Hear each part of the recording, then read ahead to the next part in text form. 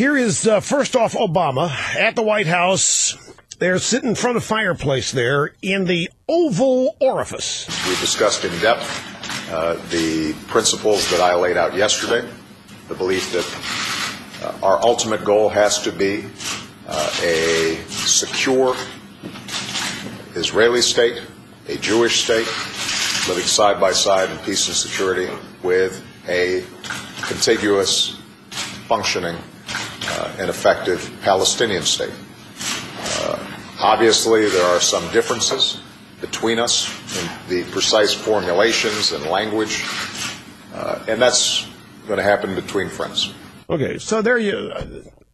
please allow me to characterize it my way. Arrogance. Well, we discussed the principles I laid out yesterday. We discussed the principles that I laid out yesterday.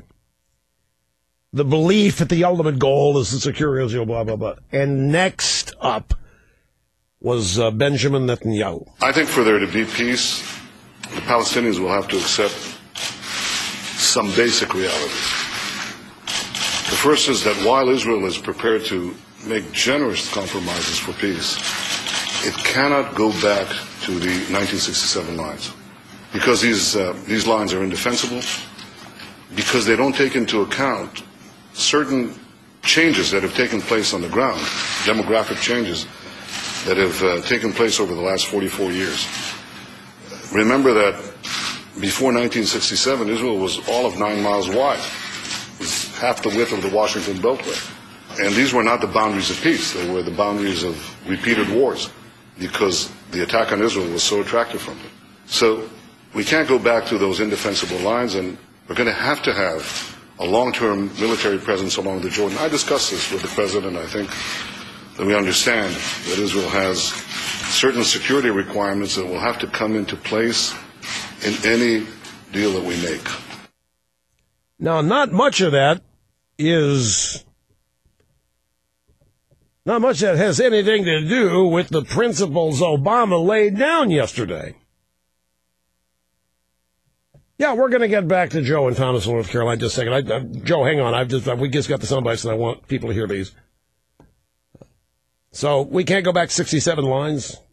Events on the ground changes, demographic changes. The lines don't make any sense. They can't be defended. These were not the boundaries of peace. Folks, look at Obama had his lunch handed to him here. I'm not sure that he knows exactly how much. He knows he was dissed, in his view. In his parlance, he was dissed. I don't know that he knows just how profound this rebuke was. Here's more of Netanyahu. Israel cannot negotiate with a Palestinian government that is backed by Hamas. Hamas, as the President said, is a terrorist organization committed to Israel's destruction. It's fired thousands of rockets on our cities, on our children. And Hamas has just attacked you, Mr. President, and the United States for ridding the world of bin Laden. So Israel obviously cannot be asked to negotiate with a government that is backed by the Palestinian version of al-Qaeda. I think President Abbas has a simple choice. He has to decide if he negotiates or keeps his pact with Hamas or makes peace with Israel. And I can only express what I said to you just now, that I hope he makes the choice, the right choice, of choosing peace with Israel. I mean, this is a profound rebuke. Look, we're not going to negotiate with our version of al-Qaeda. You wouldn't. I mean, they just attacked you, Mr. President, for taking out bin Laden. We're not going to negotiate with a terrorist organization. But Obama, well, we discussed the principles that I laid out yesterday. Belief in mutual assured. The rebuke continued. Bimi's third point, right of return. The third reality is that the Palestinian refugee problem will have to be resolved in the context of a Palestinian state, but certainly not in the borders of Israel. The Arab attack in 1948 on Israel resulted in two refugee problems: Palestinian refugee problem and Jewish refugees, roughly the same number, who were expelled from Arab lands. Now, tiny Israel absorbed the Jewish refugees, but the vast Arab world refused to absorb the Palestinian refugees. Now, 63 years later, the Palestinians come to us, and they say to Israel, accept the grandchildren, really, and the great-grandchildren of these refugees, thereby wiping out Israel's future as a Jewish state. So it's not going to happen. Everybody knows it's not going to happen. And I think it's time to tell the Palestinians forthrightly, it's not going to happen. This is unprecedented. This is unprecedented. Oh, gosh, folks, I can't tell you. This is orgasmic. So simply stated, it's not going to happen. It just isn't going to happen, and everybody knows it's not going to happen. He just said, in effect, your speech yesterday was just a bunch of worthless words. Your speech yesterday was just a bunch of pap. You know this isn't going to happen. Everybody knows this isn't going to happen. Be the end of the Jewish state if we had the grandchildren of these refugees flowing into our country. It's not going to happen. It just isn't going to happen. By the way, Netanyahu also went to Harvard and MIT. And I'm telling you, in his life, he's done more in 5 minutes than Obama has done in his whole career. Finally, Netanyahu's last remark. Now it falls on my shoulders as the Prime Minister of Israel at a time of extraordinary instability and uncertainty in the Middle East to work with you to fashion a peace that will ensure Israel's security and will not jeopardize its survival. I take this responsibility with pride, but with great humility, because, as I told you in our conversation, we don't have a lot of margin for error. And because, Mr. President, history will not give the Jewish people another chance.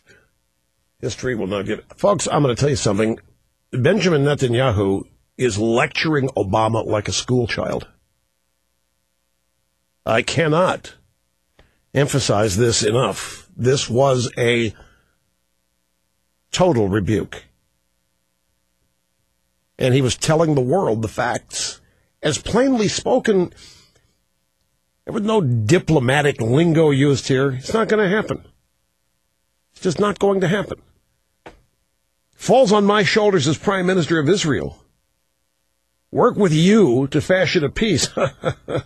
Fat chance we've got working with you. Because he's on the other, Obama's for the other side. Obama's for the Palestinians. It really was amazing what we saw in this hour.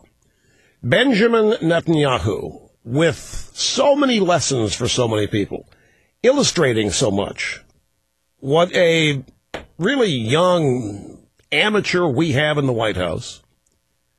Obama was taken to school today.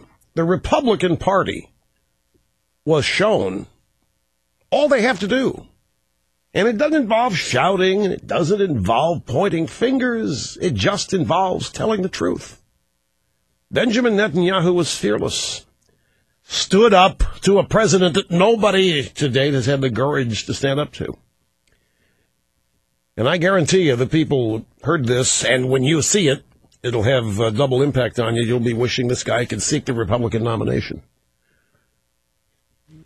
It was just an amazing contrast in terms of experience, status,